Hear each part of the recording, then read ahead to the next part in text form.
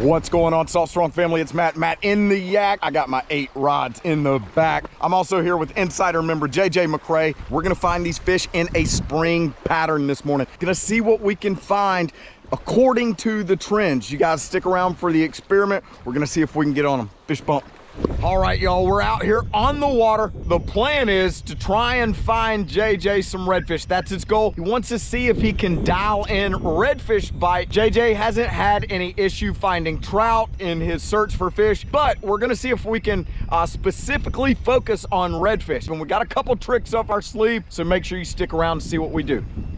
I want to get like 5 casts between this point, or 4 casts or so between this point and the next one. Stay moving, keep working the shore. There you go, good cast. Always try and cast to like your 10 to 11 o'clock so that when you're pedaling, you're not coming behind, you know what I'm saying? You're always in front of yourself. That helps you cover water and not get stuck. You know, if you're always casting forward, you're always going to stay moving forward, you know what I'm saying? But if you're casting to like your 9 o'clock, chances are you're going to turn towards your 9 o'clock, you know? So quick observation, your redfish are probably going to be a little bit closer to the grass. If you need to get a little bit closer so that you can get there, you know what I mean? That's okay. Perfect cast, man. Chances are your strike's gonna come like, you know, in the first few seconds of retrieve coming out of that grass. So if your bait looks like it's actually fleeing out of the grass, then it looks a lot more natural than something that just lands and pops in front of their face out of nowhere. So the closer you can get to that grass, the better. You're doing good. You're covering water great. You got a good distance. You can reach the shoreline with a good strong cast, and you're able to keep moving forward. You see what I'm saying? How you're able to cover water faster? Yeah, bingo. You're able to stay straight because you stay moving forward, but you're not missing any of the water. Your chances of catching fish increase. Towards the shore or whatever, so like you see that point right there where the grass sticks out just a tad bit further than the rest? Hit that. Okay. Like at your 11 o'clock. And then when that's in, I want you to come up in your mind about, you know, 15, 20 yards, hit that. And same thing, but I don't want you to stop pedaling. I want you to always be working the feet. Bingo. That was good though. That was a good shot. The only way you could have probably done better is if you went past it a little bit more. So the best part of your retrieve would be coming right beside it. Same thing. Now I want you to pedal up. Yep. Bam. Perfect. Nailed it. Just like that. You're going to do that same method all down the shoreline. Did you get that? You know what I'm saying? Like how you shot about 15 yards ahead of where you just were, but there's really not much missed space there. Any fish that was between there is going to know that bait was there. They're going to have the opportunity. And we're not trying to beg a fish to eat. There's fish that are going to be ready to eat. You know what I'm saying? Those are the ones we're trying to find. JJ and I made a move to the windblown exposed area in front of a creek mouth. It was there where we found the first bit of our action. Come on. Oh, he spit it. That's on the new prototype, man. He whacked it. Dang, boy, that was a good one. It was our first one, so it was doggone sure a good one. He's still there. I just spooked him with the wake bait. Watched him spook off. It's all right. I'll pick him up right here though.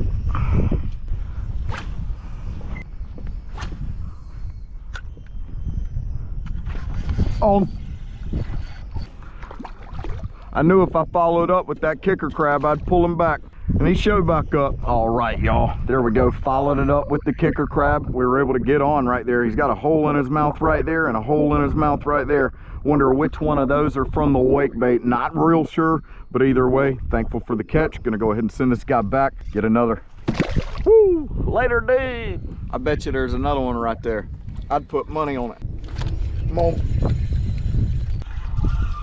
Good fish. Good red. Good red. Really good red right here. Yep, this is a hoss. I'm gonna let the drag out a little bit so this guy can run. Ain't nothing he can mess us up on. All right, see if we can get this guy in now.